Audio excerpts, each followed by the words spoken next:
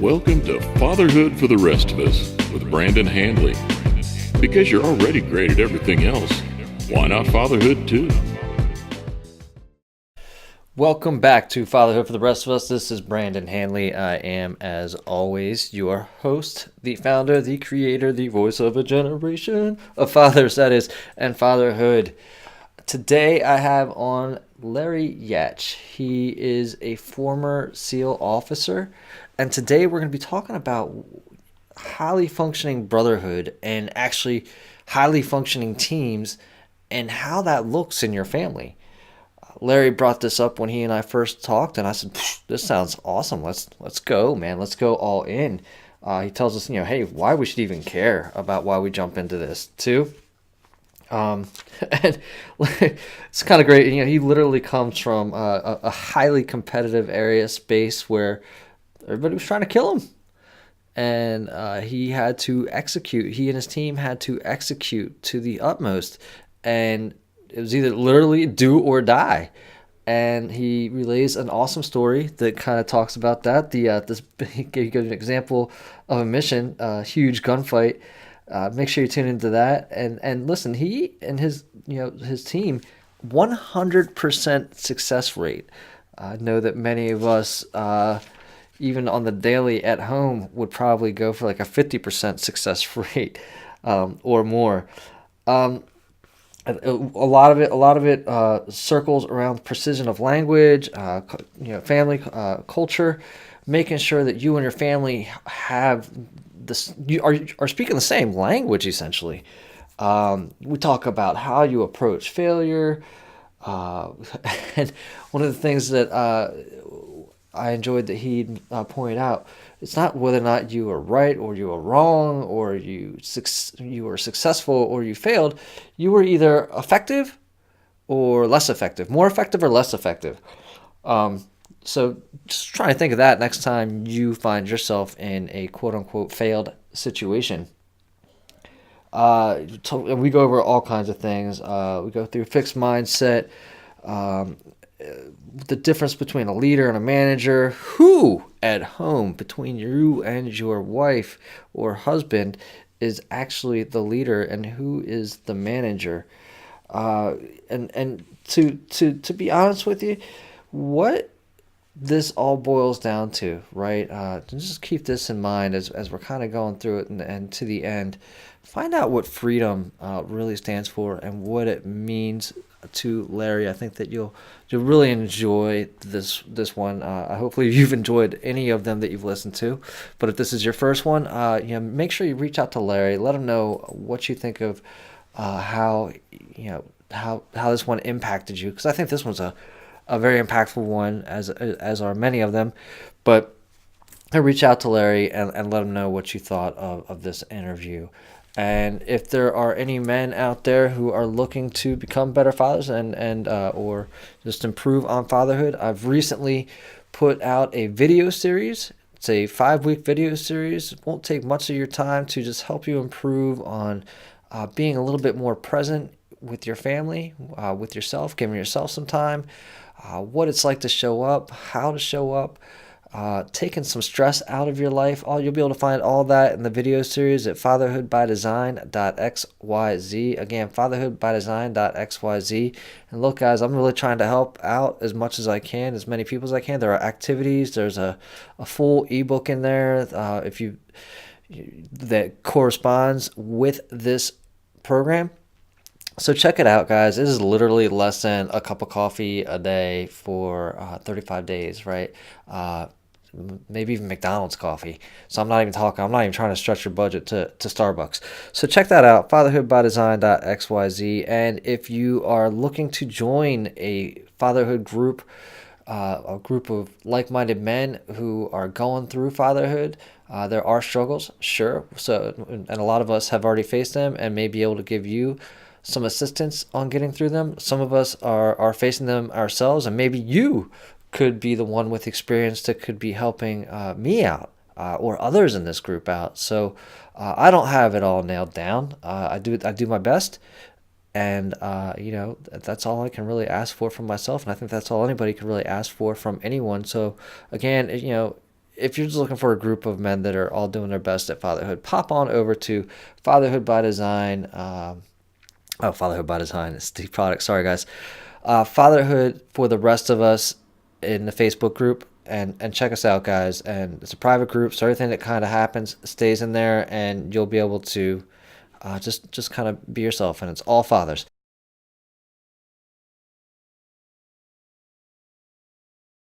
One.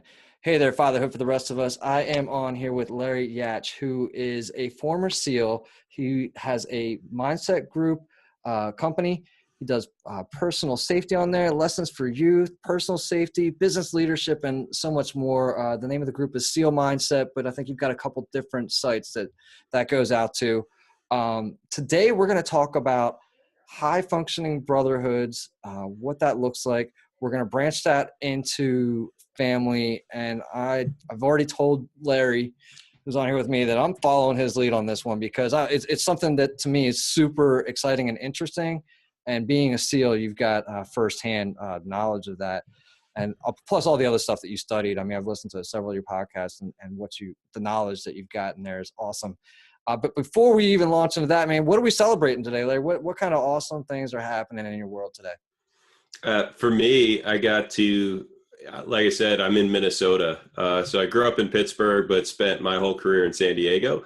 Transitioned out here for business. And anytime you get into the fall in Minnesota, you're always just waiting for the snow to come. But it's 70 and sunny today. I got to spend some time outside, meeting up and reconnecting with some friends. So my morning's been pretty amazing. I'm set up well for this podcast. I can't wait to hit it. Awesome. Well, I mean, let's launch right into it. Let's talk about what is high functioning brotherhood, and let's talk about how important that is to men.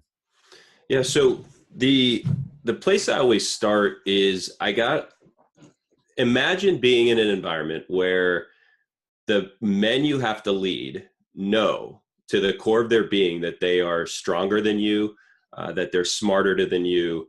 The government has spent millions of dollars to condition them to know that if it's humanly possible, they can do it. And without a doubt, every single one of them objectively has more experience than you do. Imagine, do you think they give you a lot of space to be a weak leader? No, man. No. Absolutely not. I mean, it is, the only reason I've ever had any success in leadership or management is because they've held me so high, right? They didn't give me any space to screw up. And one of the things that I learned, one of the most important lessons I learned was the fact that if I didn't answer the question, why should they care? Why should they give a shit?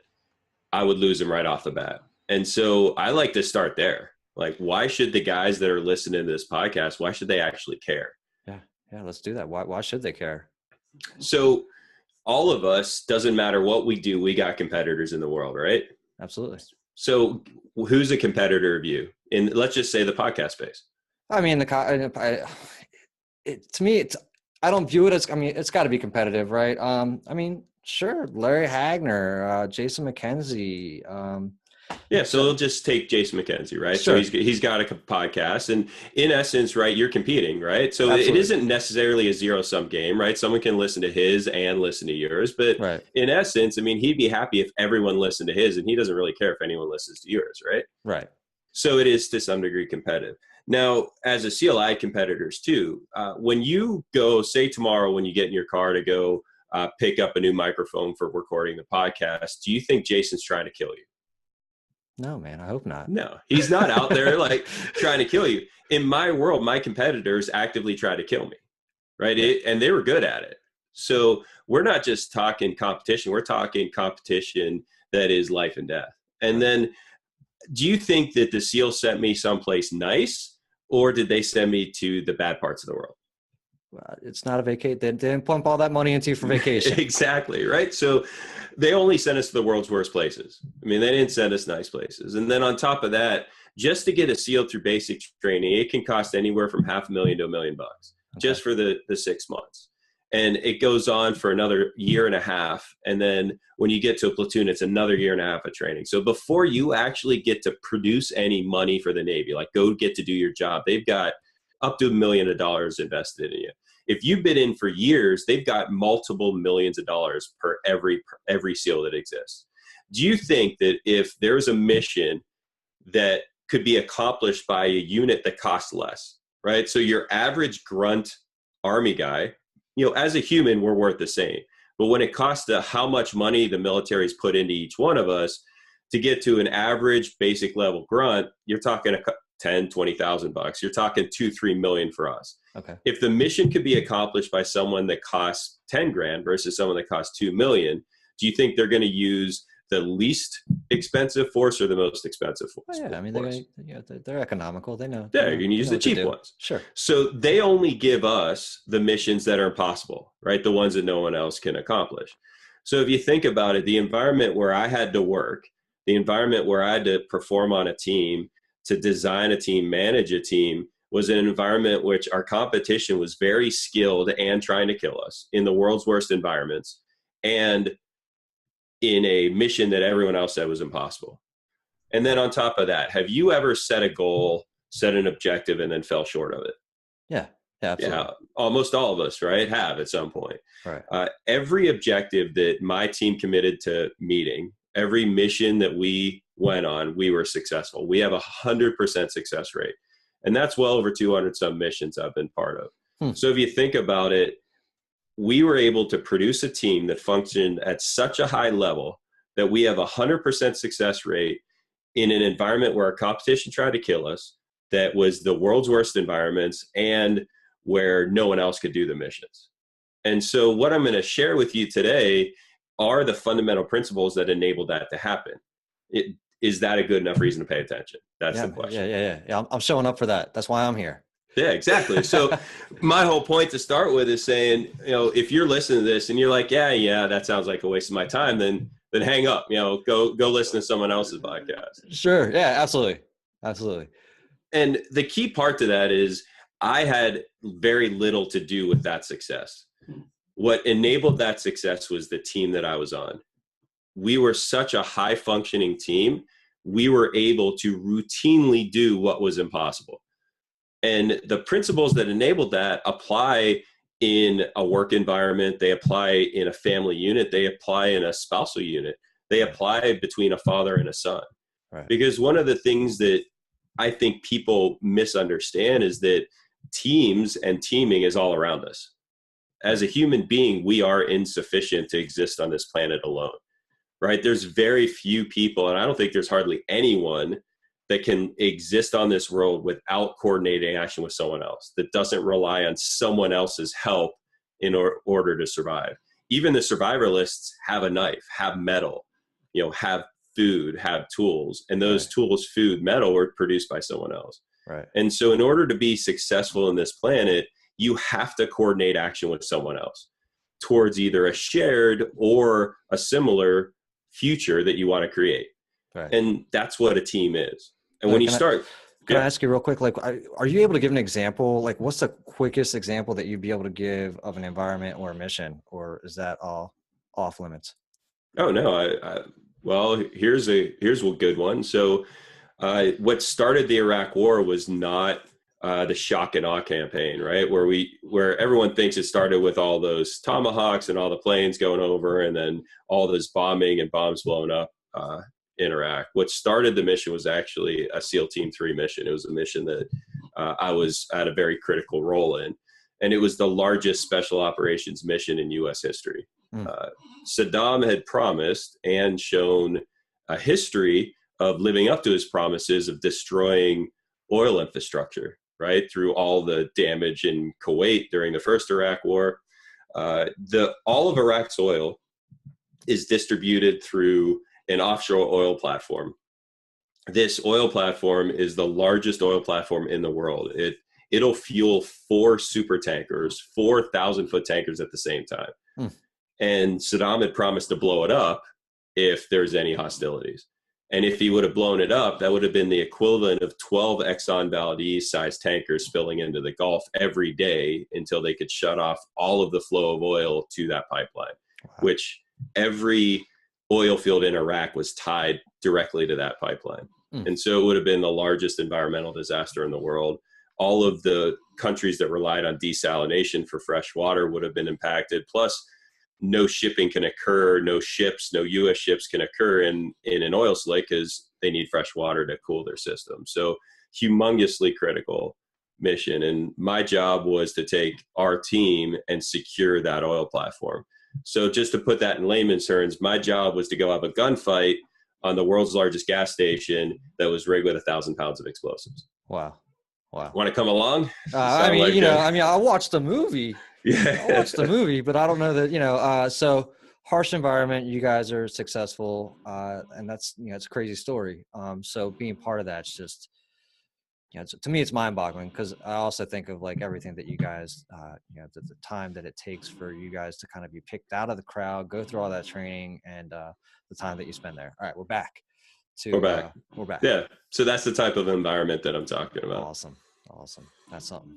Yeah. And so when it comes to being successful in life, your ability to be successful in your life, in your family, in your marriage, in your business depends on your ability to both identify and join teams, to be able to function well on a team, to eventually lead that team, and to ultimately be able to design and manage teams.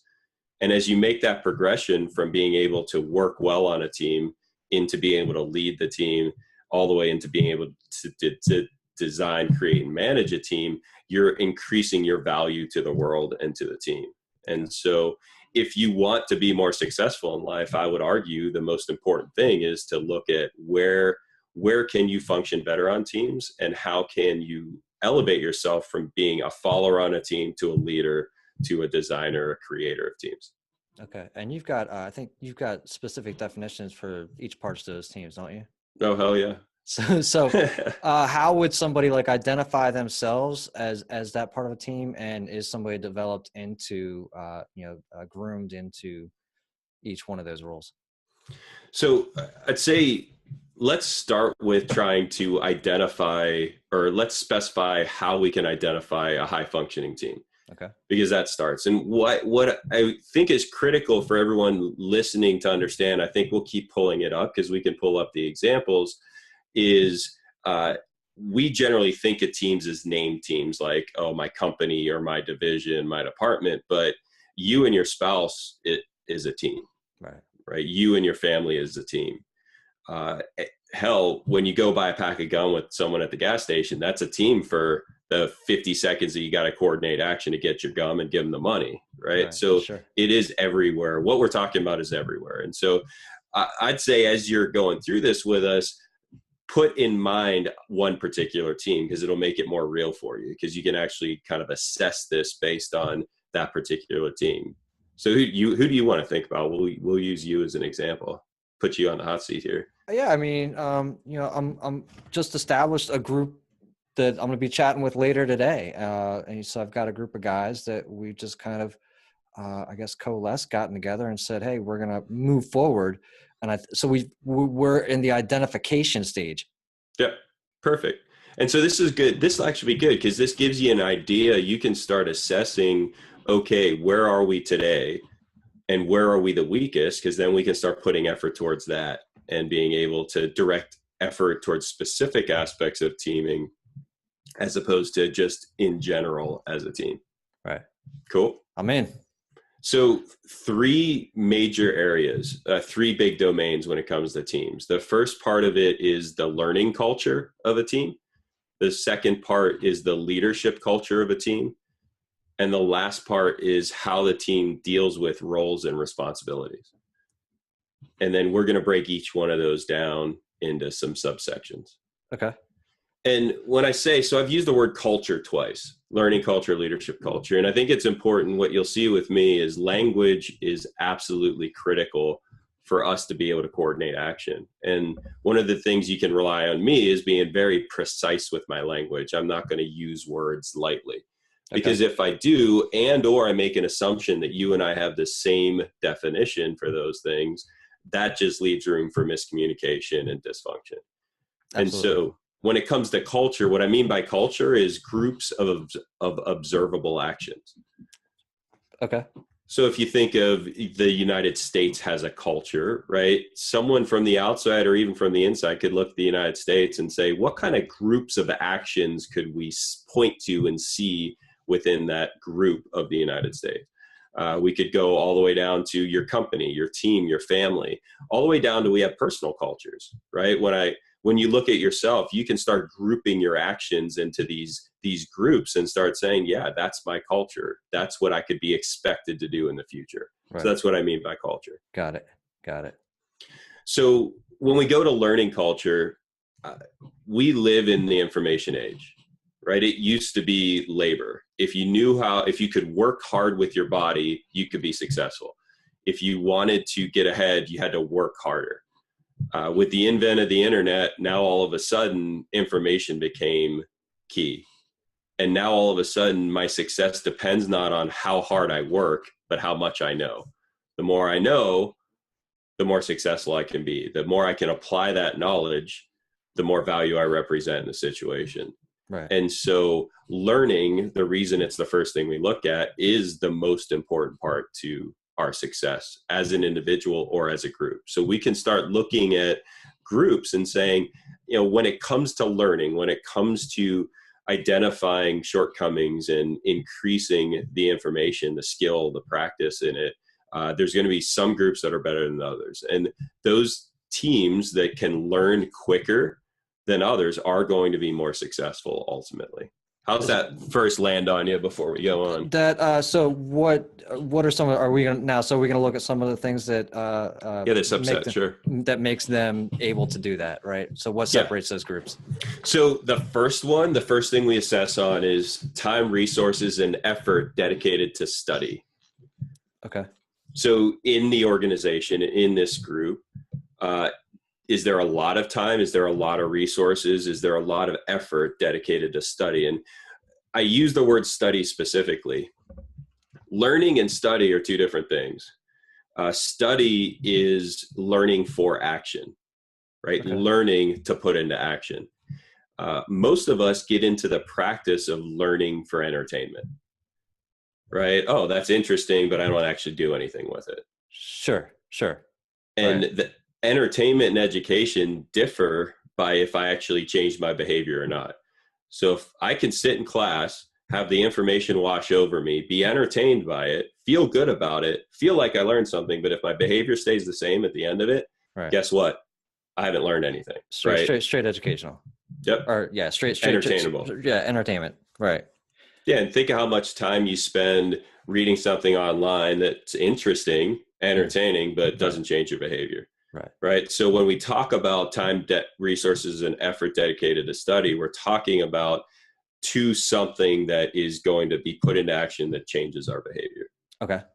So in your group, if you looked at it as a whole, and now you're not looking at it as an opinion, you're looking at it at observable actions that you can point the finger at. You can say, look, this action shows that time, money, and resources are dedicated to study, to behavior change. Do you think it would be low or high or in the middle? Would I be able to point to that? So we've just initiated, and it's probably been only a week and a half. So my guess would be we would need a baseline, right? And I don't think that a baseline has been established yet. So it would be something to me that if I'm looking and watching the group, that over time we say, all right, we started here, and we all said we were reading XYZ or studying XYZ, and the results are showing up over here, right? Odds are, since this is a brand new team and you have no history on it, it's going to be hard to assess on these criteria. Do you want to just look at you personally? Sure, we can do that. I mean, so how about you? Time, resources, and effort dedicated to study, low, medium, or high? High. Yeah. What are the forms of that? How does that show up for you? In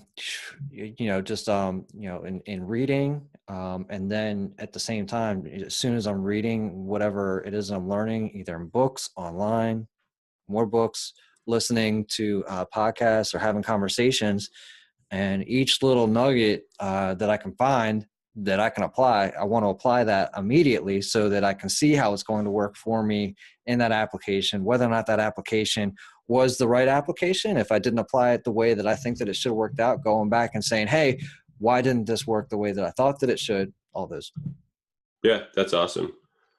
And so that part of it too is, I would say, the fact that you started a podcast is in itself a form of you being able to learn from people, right? You get to invite people onto the show Oh yeah, to man. be Look, able to learn. this conversation doesn't happen ever if I don't just pick up the microphone and say, "What's next?" Yeah, exactly. So, you could point at that and say, see, there we go. That's what I'm talking about. That is an example where I'm on the higher side of that effort and resources dedicated to study. Okay. So the next aspect of learning culture is, how do you approach failure? And there's two ways to approach failure. One way to approach failure is what I refer to as hidden failure. Hidden failure is failure or a mindset where you believe, if I fail, my power, my ability to influence change gets lower, right? If someone sees that I made a mistake, if someone sees that I failed, I'm going to have less influence. Right. On the other side, we have growth failure. Growth failure is one where every time you fail, it's merely an opportunity to get better. And you celebrate that failure because I'm never going to do that again. Not only do you celebrate it, but you share it. You'll shout it from a mountaintop. Look at how crappy I did this. I made this huge mistake. It caused me this big problem. Now you won't have to do it as well. Right. Now, Big spectrum. So two parts to this, right? One makes me just think a little bit earlier. The conversation you and I had briefly before we started was, there's all these things that people tell you and I to do. We're like, I'm going to do it my way. I don't buy into your way because I would never do it your way. And then we do however long you've done whatever it is you said you were going to do your way. You're like, well, and then you look to your left and somebody's, you finally acquiesce and you're like, all right, fine. I'll try your way and it works. And then you're just agitated, right? So that is hidden failure, right? Okay. Because being right, when you have to be right, that's you screaming, I can't be wrong. Right. If I'm wrong, I can't be wrong. Nope. I'm not even going to admit that I could be wrong. I'm right, which is hidden failure. Well, that pains me because I've got hidden failure, but now I've also, you and I are both fans of the Carol Dweck book, the Mindset book. Now that it's fairly new to me. The book is new. I think I probably read it about a year and a half ago. And that was a game changer for me to read that book and be like, I've always felt like I kind of had an open mind, but even this conversation tells me that I still have a ways to go. Yeah. So you're low on the scale, but that gives you an opportunity to change. A huge, I got a lot of room to grow. Growth, failure. It's beautiful. And one of the things that helped me change my mind about being right all the time was that there is no right and wrong. All there is effective or less effective. I got you. Right. So I don't look at being right or being wrong. Either my way's more or less effective from your way. And that's measurable. And that's objective, not subjective. Gotcha. And as soon as I go to that, now all of a sudden I don't risk being wrong and having to admit that I was wrong. You just risk being less effective. Yeah, and you get to choose that. I love that. But that's a whole different mindset when you're like, you know what? I'm going to choose to do this the hard way just so everyone's clear. Just to show you that I can. Yeah, look at this. Watch how good I could suffer. I got this squared. I accept that I'm going to go the big hill. I love that. That's definitely beautiful. Now, where and when did you kind of have this epiphany or realization? So the team's growth failure is critical. The reason being is they're going to weed out anyone that isn't already predisposed to growth failure mentality. Okay. Reason being is they're going to put you in situations all the time where you can't win, where every answer is failure. Wow. And the reason they're doing that is to one, the people whose egos are so big that they have to be right all the time will quit. Okay. They can't take it. Those of us that don't care about being right, just care about mission accomplishment, we stick around. Okay. And so that was part of the big part about it, is when I saw that it isn't about being right or wrong. It's just about getting better. And that's why hidden failure kills you 3 times. And this was another big realization that changed my mindset on it.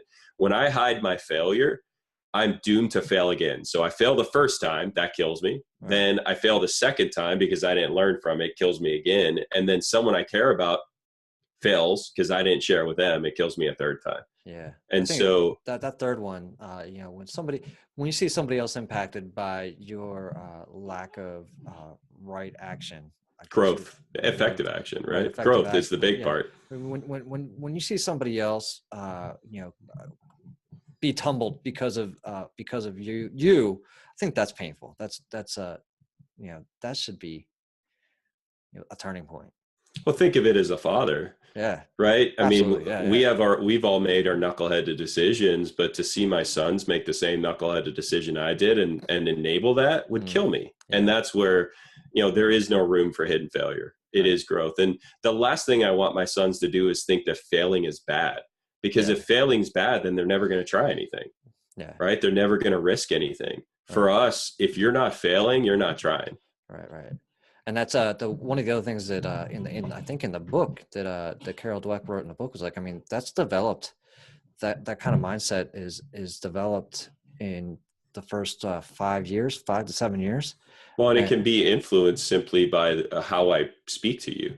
I can change an adult's perspective from growth mindset or fixed mindset simply by how I talk to them in one sentence. And so we're so predisposed to being influenced by others that all it takes is praising your kid by saying, Johnny's really good at math, and you're predisposing Johnny to a fixed mindset around math. Yeah. And the first time he fails, he's going to know I'm not good at math. He's going to hide the test score from you. He's not going to ask for help. Yeah, we do that. I mean, we go, back and forth on that here,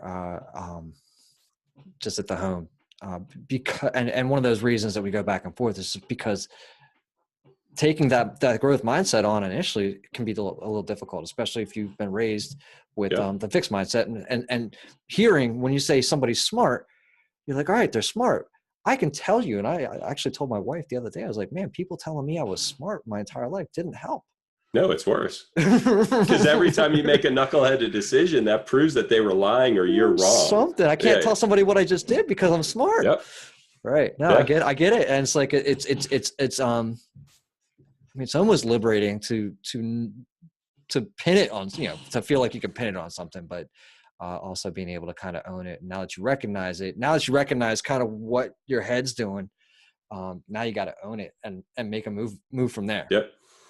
And so with learning culture, we talked about first time, resources, and effort dedicated to study. You're on the high end of that scale. Hidden failure versus growth failure, you're probably on the, just under middle of that scale towards hidden versus growth. And then the last one is speed and depth of implementation. What I mean by that is on the low end of that scale, we all know people that can be exposed to amazing information, and it's like water on a duck. Right? It literally, you can watch it roll right off of them, and you know that it didn't influence them at all. There was no take, no depth, no implementation.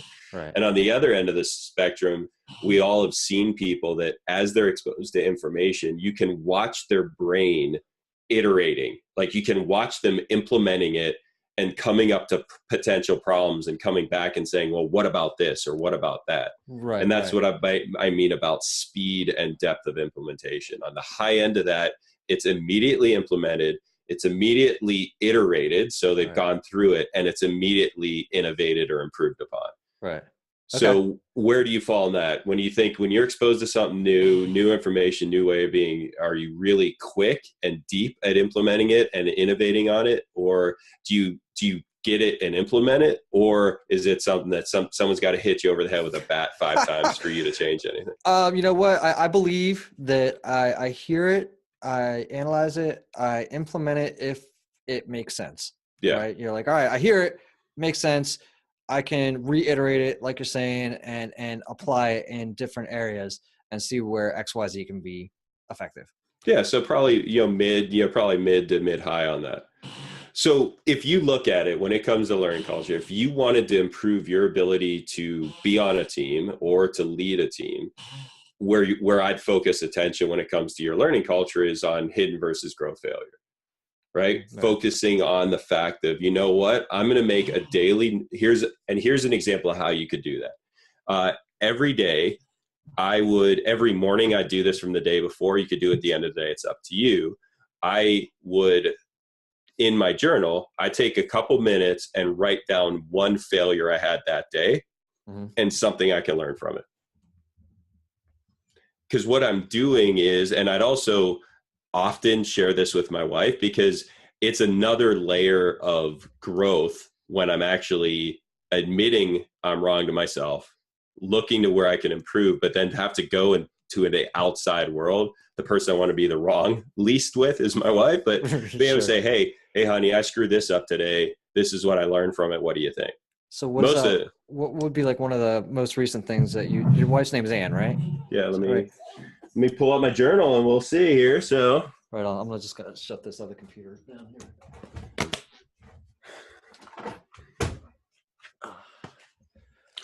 here. It's literally, see, failure. Nice. So this one was 31 May 2017. So what I wrote is, past failures, especially repetitive ones, directly affect confidence of future efforts. How should the difference in environment shift the effort of past failures on future performance? So what I'm exploring is the fact that when I failed a bunch of times in the past, my confidence was severely affected on future ones. So what could I do to change the environment so that past failures didn't negatively impact my future performance? And what I came up with, so structures and processes for this, after action reviews and standard operating procedures. So those are two terms that we used in the SEALs. After action reviews were after every mission we did, before we could be standing there bleeding with broken equipment, we would review what went on that mission. And one of the things that we did is everyone had to say at least one thing that went wrong. Okay. Because we were building into our team growth failure, right? No one was allowed to have a perfect mission. Sure. And then what we came up with is, say 3 of us had the same issue, right? Our gun jammed because it was dusty. What we would then do is create an SOP, a standard operating procedure, to ensure that dust didn't stop the guns from performing in the future. Right. So if we look at this as a means, so the failure I saw was, wow, if I have a bunch of past failures, my confidence is affected for future stuff. How can I shift the environment? If I use after action reviews and SOPs, I can have confidence that my future performance will be better. Okay. So that's an example. I love it. Okay. Okay, cool. Awesome. Thanks for sharing that. Yeah. So there you go. That's how you could turn your hidden failure of 3 into a 10. Got it. Growth. Got it. Got it. I think that even writing them down is difficult, right? Like you try. Like so my journal, I do write down every morning, right? Like I try to get down every morning or sometime during the day. I'll write down 3 things that I'm learning, right? Yeah. But I realize too that it's also important to not just state that you're learning. It's kind of like when you were in school and they're like, hey, show me how you do the work, the math work. How did you get that answer? Just because you're learning something and you got the answer right, how did you get to that answer? Yeah, so a more powerful thing and this would go into speed and depth of implementation, a more powerful thing to write would be, what actions or behaviors have I changed through what learning? So if you're saying, today I learned about hidden and growth failure. Right. And then what you would write is, what action or what behavior am I going to change? The behavior you're going to change is, every 3rd day, you're going to spend journaling about a failure that you had, what you learned from it, and then you're going to share it with someone. Right on. Right. That would be a behavior. That would be much more powerful, because now you're talking about not just what you learned, which could be just pure entertainment. You get to turn it into study and education by changing behavior. That's great. That's awesome. Just to segue there for a second, is that something that you do with do you run groups as well? We've got you've got your group, the sealed mindset. What I currently do, and we're in a bit of a transition, but what I currently do is I run this type of education for companies. Okay. So they bring me and the company in, and we'll run up to 3-year-long programs in organizations to change their culture based on the learning culture of the organization, the leadership culture of the organization, the roles and responsibilities of the organization. So, for example, when we do an assessment of a company, we can find out that, say, the company as a whole is weak on failure, right? Hidden failure, growth failure. We would then have modules that we would use to change the behavior around failure. Okay. And when we go on to the next stuff, so I haven't been doing individual stuff, but that's actually a transition we're making at the beginning of this year. So beginning next year, we're going to be starting. I get so much more out of interacting with people than with companies that I'm going to be spending more time running bigger events, right? Where people would be able to come spend 2-3 days with us, having a big impact like what we're talking about today. Absolutely. That's awesome. Now, quick question for you on that as it relates to the companies. Is there ever like the recommendation that says you've got so many of these people, they're all messed up, wipe out the team and start fresh? I mean, is there ever, So there's two as a manager. So to me, a manager is anyone with positional authority. So if you're the supervisor, the CEO, the CFO, foreman, right? Every one of those positions comes with a title, and that title comes with authority. Therefore, you have a responsibility to manage, right? So that's different than lead. And we'll go into what we mean by lead versus manage in the roles and responsibilities section. Okay. So, but if we just get the concept that a manager is someone that has a title and some people that report to him, there's two absolutely critical skills for a manager. The first critical skill of a manager is behavior change, right? My job as a manager is to create an environment where your behavior benefits you and the company the most. Okay.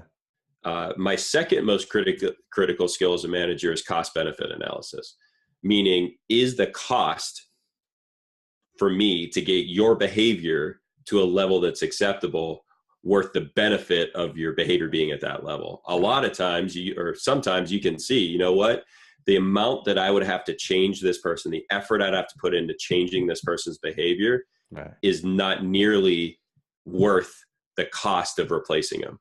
Okay. And so that's where, sometimes you get to a point where if you think of a company as a boat on a rising tide, if a boat's anchored and the tide goes up, the boat's going to sink.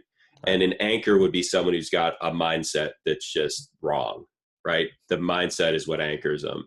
And you'll have times when the boat's got a hole in it.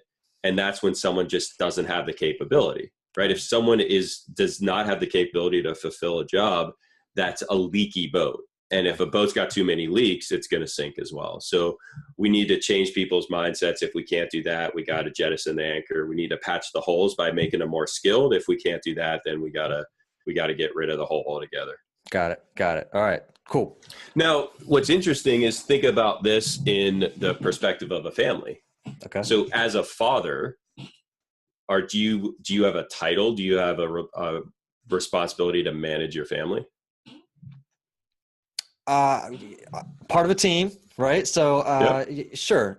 There's the time management. There's resource management of the team. There's the just the people management of where everybody's doing, what are their duties, that sort of thing. So in that essence, I would say yes. I completely agree, right? By the nature of having a title father, we have a responsibility to manage the family and not necessarily lead it, right? Leading and managing are two different things. And ultimately, in most family units, what happens is the dad's job is to manage and follow, and the wife's job is to lead the family, because most wives are the heart and soul, are the leaders of the family. And when we as fathers come in and try and manage and lead, that usually causes conflict with our wives.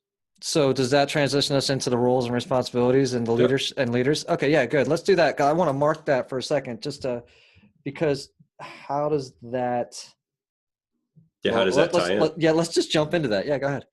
So one of the key aspects of leadership culture, so now we're talking about the groups of observable actions around leadership within an organization or a team.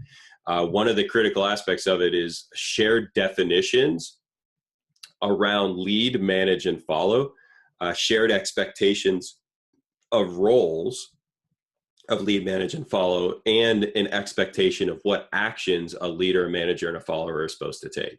Okay. When you have an organization that has very similar roles, definitions, and actions, they function at a very high level. When you have an organization that has very different expectations around the definitions of leader, of manager, of expected roles and expected actions, they function very poorly. And you can see that. We can use the concept of a football team.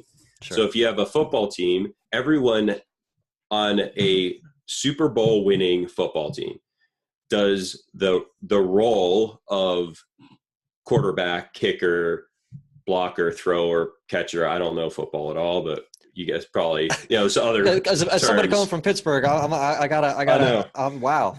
Yeah. Okay, but go ahead.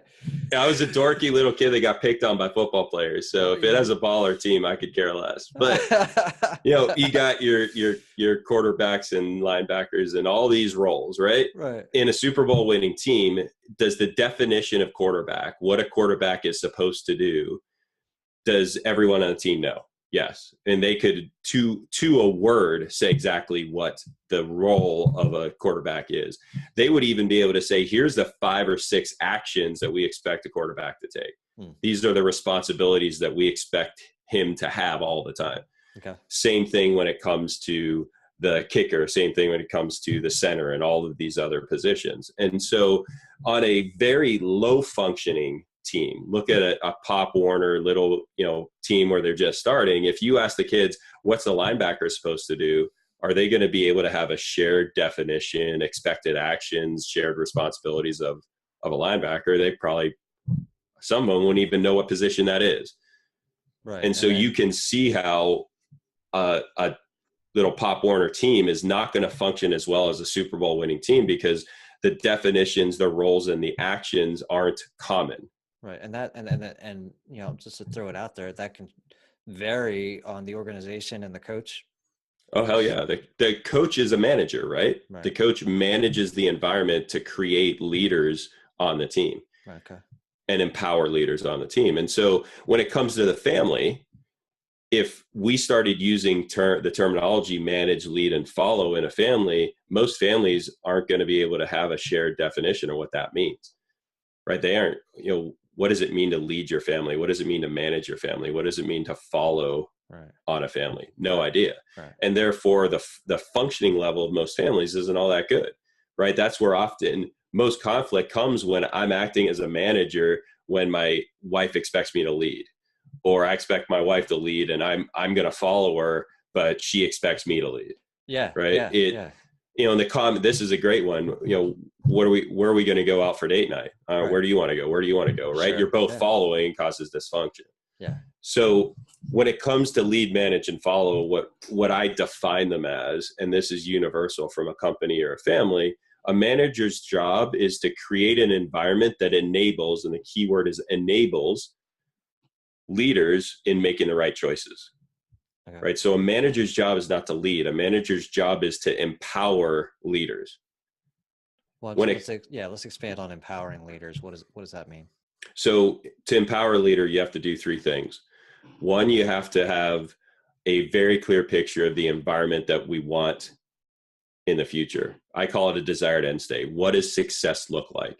Okay. My job as a manager is to be very clear on what success looks like, not how to do it, not how to get there, not what to do, but what does it look like once you're successful? That's my first job as a manager. My second job as a manager is to enable and support. What I mean by that is all the resources, all the knowledge, all of the authority that a leader would need to take action to create that desired end state.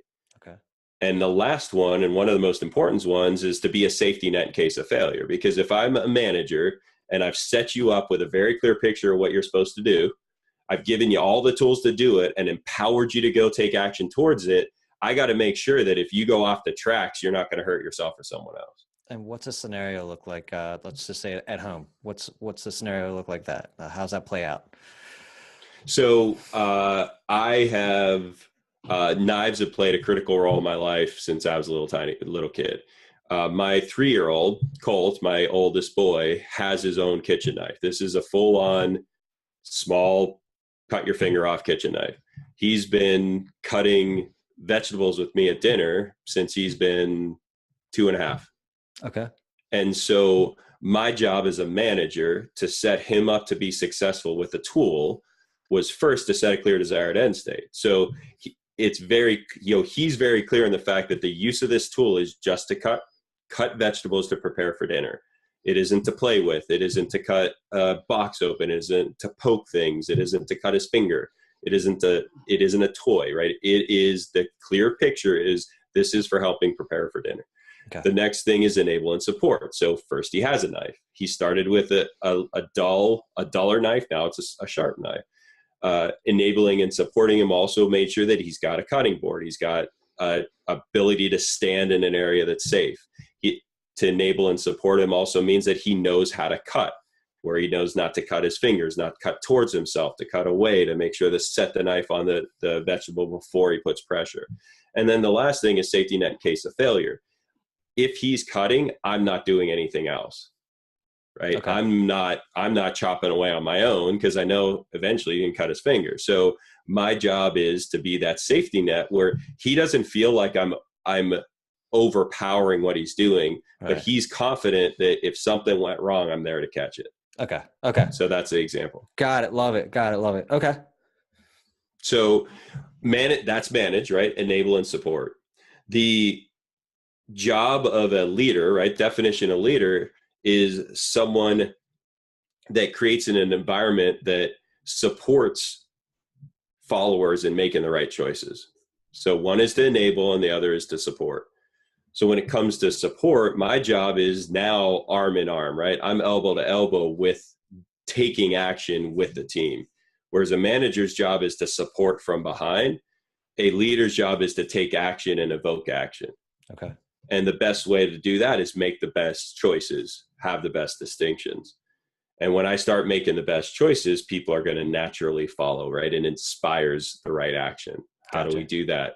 Identify a gap, right? So the managers presented a very clear picture of what success looks like. My job as a leader is to see where are we today and what's the next step to get there.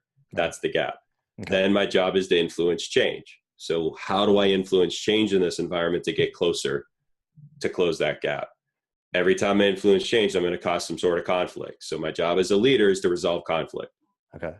And the last part of it is most of the times the way that I resolve conflict is by either learning something or teaching something, gaining or passing knowledge. Okay. And when I gain or pass knowledge, that's going to expose another gap.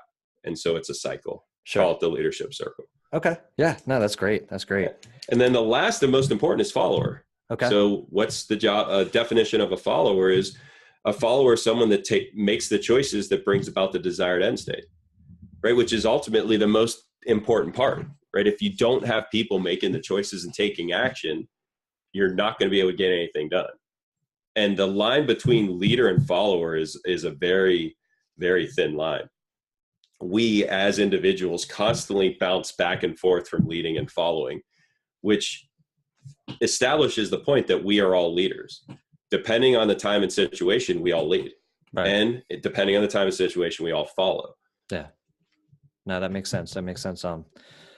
Because you always have like kind of like a lead by example, but you always need an example. Yep. And that's a leader. Right. And so a manager creates an environment for that leader to make an example. So would you, I guess, say then that the management kind of presents the challenges and then puts it on the shoulders of the team? Yeah. The rest of the team? Okay. Empowers, right? The job of manager is to empower. And so when you think of it now in the family unit, let's go back to that, right? So I see that my job as a leader, as a manager of my family is to set the vision of what successful future looks like for us as a family, and to ensure that my wife is enrolled in that, my kids are enrolled in that they want to be on this ride. If they don't want to be on this ride, I'm in trouble. Right. Because everybody's gonna be getting off the bus, man. They're gonna be like, right. No, I'm with you on that. And so you would say that a huge step or something that you need to do, especially as a family, is to first just get in line and set up the vocabulary and establish like steps. Hey, when I say all this is exactly what I mean. It's not to be taken any other way. as what, just as that's one of the most powerful parts of just establishing the word manage, lead, and follow. And what we mean by that gives my wife and I the ability to communicate on that, saying, because if I'm trying to lead her versus trying to manage her versus trying to follow her, that's completely different. And if she thinks that I'm trying to lead, right, if she thinks I'm trying to take action and lead the way, she's going to act differently than if I'm trying to enable her to lead, of saying, I'm just trying to create the space for you to take the right action and I'm going to follow you. Right. Right. You can see how if she has a different perspective, if she's thinking that I'm telling her what to do versus I'm trying to work with her on coming up with what she's going to come up with the best answer. Yeah. So right? she always That's will. two different things. Right. Because the women are the leader. I mean, I don't know, at least in my house, my wife is the leader of my family by far. And my job is to enable her to lead and support her and follow her.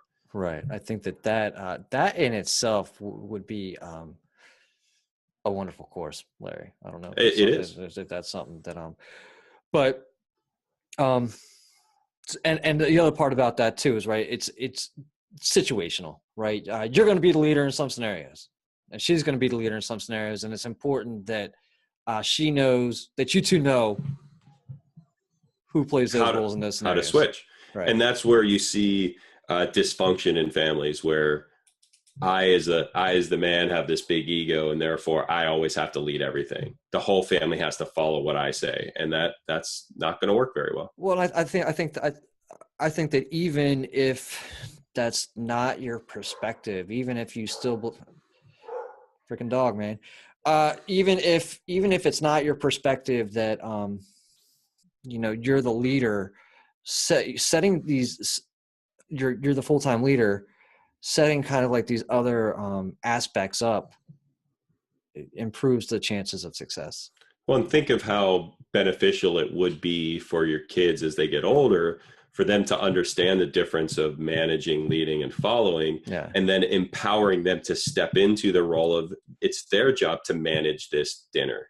Right. It's their job to manage this day on the vacation. It's their job to lead us today at the beach or whatever we're doing.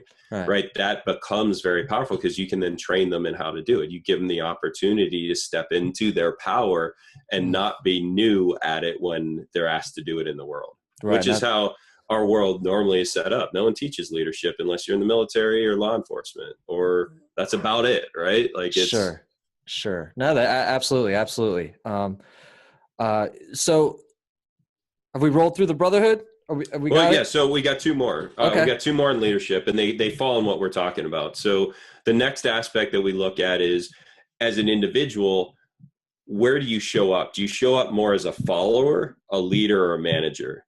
Right. And that's a good perspective. Ultimately, the highest form is if you are a manager, most often, because managers only manage and follow. Right. They're the ones that are selfless in what they do. So that's the highest level of it. If all you ever do is follow, then you're not stepping into your power. So that's another aspect to assess on.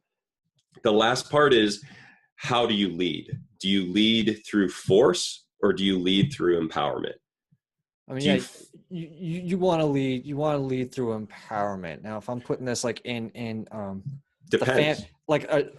If I put this in so this is a scenario where I beat myself up at home, right? Where like I want to empower the children to make the right decisions, but then there's also you have to try to find that fine line of enforcing what you want them to do. And that's where people think the common answer is, oh yeah, empowerment is the best way to lead and everyone should strive to empower all the time. The problem is, if you have a dysfunctional team, empowerment's not going to work. Right. So the functioning level of your team and the functioning level of those on the team determine, do I need to use a lot of force or do I need to lose a lot of empowerment? If I have a very dysfunctional team, I can't empower them. I have to force them and control the behaviors. If I have a very high functional team, if I try to force them to do anything, I'm going to ruin it all. Sure. So it's a matter of assessing, where does my team fall, and then meeting them where they fall with the right level of force versus empowerment. Sure. So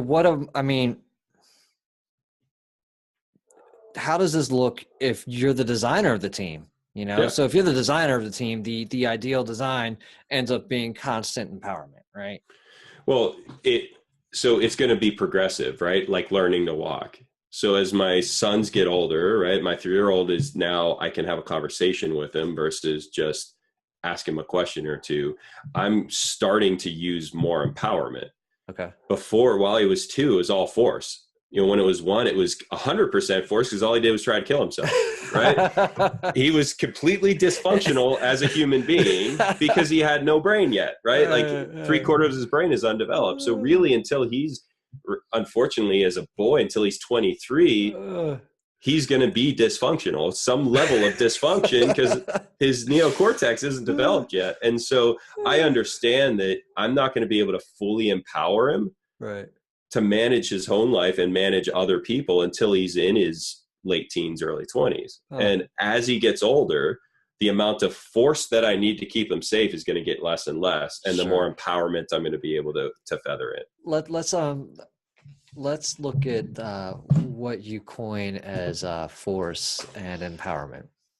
Yep. So force is power is the ability to influence change, and power's potential energy, right? So I can look at, there's many different forms of power. One form of power is electricity, right? Electricity goes through a light bulb. It influences change in the filament by heating it up, which produces light, right? That's the change. So power, another form of power could be physical force, right? Physical force is a form of power. I can influence change in my son by grabbing him and moving him to a location. Right. Another form of power is my approval, right? I can influence his behavior. I could force him to do one thing or another by either giving him approval or withdrawing my approval.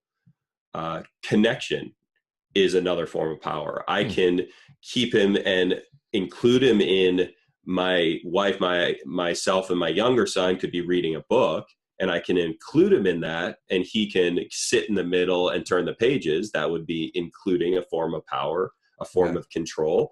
Or I could, if he started to throw the book, I could exclude him and put him in the corner. And that would be another form of force. Okay. And so any form of ability, anytime you have the ability to influence change, anytime you have power, when you use your power, you're implying some form of force. Okay.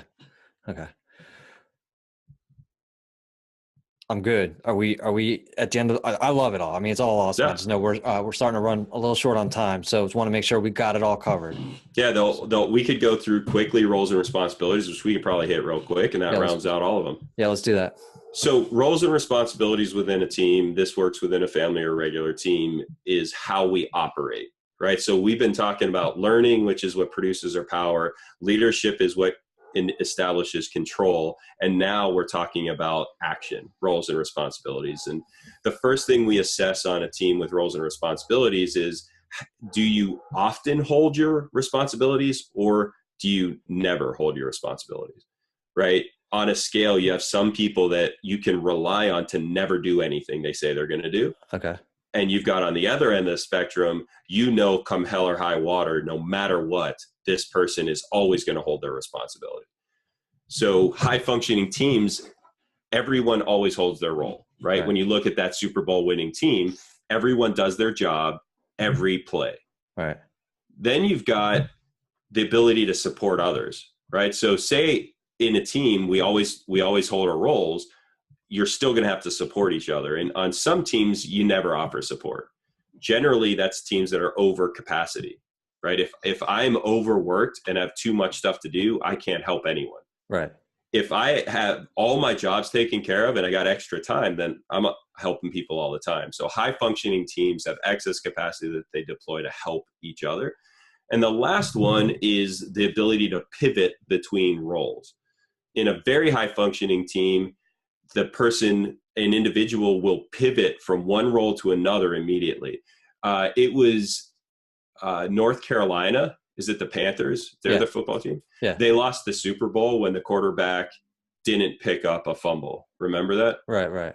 Yeah. So that's an example of his role is not to pick up the ball and run with it. His role is to throw it and to pass it and hand it off. Right. As soon as the situation changed and his role needed to change, he put his own concerns for his own safety in front of the concerns of the team and did not jump on the fumble when needed. He didn't pivot between roles. Right. And so the last part of roles and responsibilities in a high functioning team, not only do people hold their own roles, they help each other, but when the time comes, they can pick up the roles of others because they not only know how, but they have the capacity to do so. Right. How do you build that in? To a family, the reason that's last is it depends on the first two, right? If you have a strong learning culture and you have a strong leadership culture, you'll have the ability, not only the ability to learn the different roles, but in leading and managing, you have to understand those roles to be able to start picking them up. So it really does build to this last part. Okay. And in a family, it's just like I said, when it comes to a son, okay, we're going to dinner, as a family, we're going out Saturday night dinner. Johnny, as a 6-year-old, it's your job to plan it. Your role is now to figure out where we're going to eat, how much it's going to cost, how we're going to get there. That's awesome. Let's work through it, right? That'd be an example of shifting roles where normally Johnny would be on his Game Boy or whatever the hell they play nowadays. They phone the whole time, the iPad the whole time, completely disconnected. Yeah. That's cool, and that's a great way to get them engaged too. And as you said, just help them prepare. For the world out there. Awesome. So one of the things I want to do for you is I have a PDF, an assessment, a team and personal assessment form. Okay. I'll send that to you to post wherever. Okay. And so feel free to post that up. So anyone that listens to this, if they go and download this, they'll be able to see it. And hell, if they can use it to identify where they can improve, where their family can improve, or their company can improve, hell, that's awesome for me. Thanks. Thank you, Larry, for sharing that. Awesome. Yep. We have a couple minutes left, and this is all super awesome. This is, I think, the very first 100% non-scripted Fatherhood for the Rest of Us, and it's definitely been a lot Crushing of fun. It. Good. I did have a couple questions for you. What's it been like to transition to fatherhood? Like, what's been like kind of the biggest highlight for you being a dad, being a father? Highlight or challenge or both? Yeah, I mean, give me.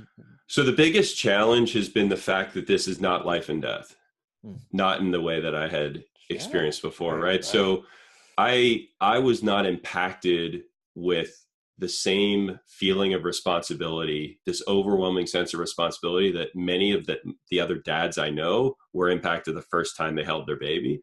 Because for the first time that you hold your baby, I think most dads understand that, holy crap, I'm responsible for this kid's life. I've been responsible for others' lives since I've been 19. Wow. Yeah, and so to me, being responsible for another life, 2 more lives, that's normal. Okay. So that was easier.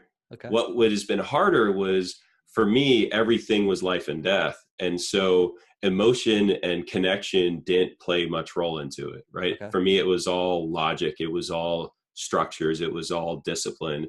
And that doesn't apply very well to the family, because it isn't. It's as much about connection, love, and care as it is about being effective as a team. And so making that transition away from being pure intellect and structure into caring and love and support has been the hardest, but also by far the most rewarding. I love that. That's a great answer, man. I love that. You are getting set to take a pretty awesome adventure. You're getting ready to get rid of your house, go out to Utah, buy a boat, do all that, dock it, come back. Awesome story. I'm super excited for you to do that. Now, what I'm thinking of though is that here you are coming out like of being a SEAL. You got, you're a pretty intense fella. Yeah. And I'm just thinking to myself, 50 years ago, this would have been like a total hippie move, right? Like, I know. So just how did you guys? Yeah. Right. We're going the full gamut. Yeah. Right. I mean, so how did you guys kind of come to this? And one word. There's that? one word for all of it.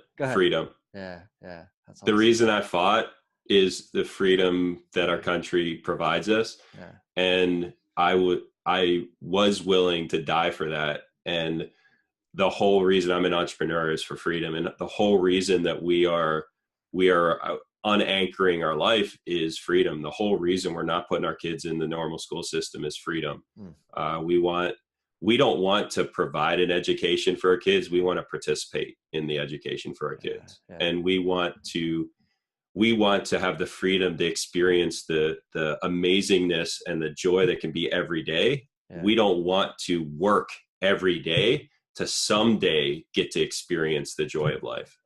So that's why we're doing it. And this quote's been keeping me going. I said it once when it was the first time I shared my dream of this with one of my big clients, big friends, and someone I really cared about. Is kind of first person I was exploring, like, hey, I'm thinking about this. And he immediately went, that sounds nuts. How the hell are you going to do that with a 3-year-old and a 1-year-old? Right. And isn't that going to be hard? And my answer to him, which stuck, was it's only going to be hard until we start. Right. It's only hard until you start doing it. Then it becomes normal. And that's what we found. Like, my wife, the first thing we've sold was our bedroom set, and we sold it like 3 months ago. So we have a mattress on the floor in an empty bedroom, clothes piled up in a plastic bin. And initially I would have thought, oh, this is going to be crazy getting rid of all this stuff. And when they handed us $800 of cash that I got to put on a stack in the closet, and if anyone wants to know, it's still in the closet, come try and take it, because I'm a little bored. So I'll give you my address. Come by. I don't get to fight anymore, so it'd be great. Just so everyone knows, it's gotten bigger too. It's a nice big stack. Come on by. So, but when I got to take that money and I got to think, I don't have to move. I've moved that stupid bedroom set 6 times in the last 10 years. I don't ever have to move it again. Yeah. And that $800 is going to be some amazing experience for our family. Yeah. I was like, what else can I sell? I'll sell anything. That's awesome. That's gotta be liberating. Larry, thank you for your service, first of all and foremost. Thank you very much. I always say that, it's real easy for any civilian to say, make fun of or poke at the military for any reason. But, and it took me a while to get to this point to say, anybody who's willing to put their life on the line for our country and what they believe in has got my respect. So thank you for that. I appreciate that. I'm sure that many other people do. And for those that don't, they need to reframe that. And thank you for, stopping on and talking to us today. I'm excited to see I'm excited to see your adventure. Oh yeah. So hopefully you're going to be, and I want to keep in touch for sure. And where should people go to find you? So I set up, like I said, I'll send you these documents so they can download them, the PDFs for what we talked about today, to follow along and hopefully use them. I also set up a page so that if anyone's interested in learning about what we do, we have some digital courses that go deep into this stuff. Yeah. It is smleaders.com/dad. Awesome. Thank you for and I'll make sure to get the specific link to you that you can throw into the notes. Awesome. Larry, thank you. Yeah, my pleasure. I'm going to cut it there.